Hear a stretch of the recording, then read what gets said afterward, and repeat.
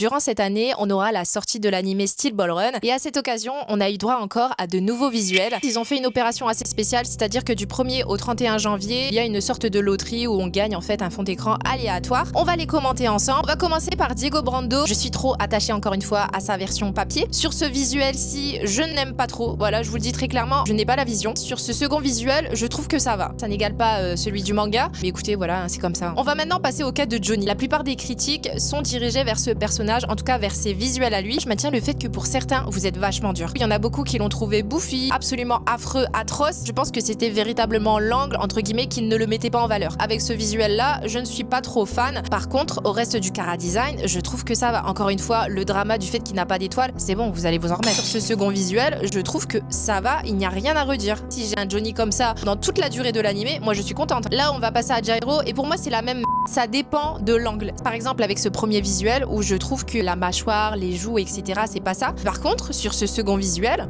je trouve encore une fois que ça va. Sandman, et je vous jure que quand je l'ai vu dans le trailer, j'ai été agréablement surprise. Je trouve qu'il est bien réussi. Pour moi, j'aime beaucoup son chara design. Je trouve qu'il est hyper stylé. C'est un peu lui, ou en tout cas, j'espère David Production vont respecter ça, qui va introduire l'histoire de Steel Ball Run. Voilà, il va un peu avoir la tête d'affiche dès le premier épisode. Normalement, on va enchaîner avec une deuxième surprise, Monsieur Steel, qui là aussi, je trouve qui est très bien réussi. Lucy, j'arrive de plus en plus à m'adapter en fait à sa version animée. Très impatiente de la voir en action parce que Lucy, c'est vraiment un des personnages en plus que j'affectionne dans cette partie. Je suis très contente qu'on ait cette adaptation animée qui va sortir le 19 mars. En plus de ça, le premier épisode va durer 47 minutes. N'hésitez pas vous à me dire ce que vous avez pensé du trailer, ce que vous pensez de ces visuels. Mais en tout cas, Saku est très happy et très contente.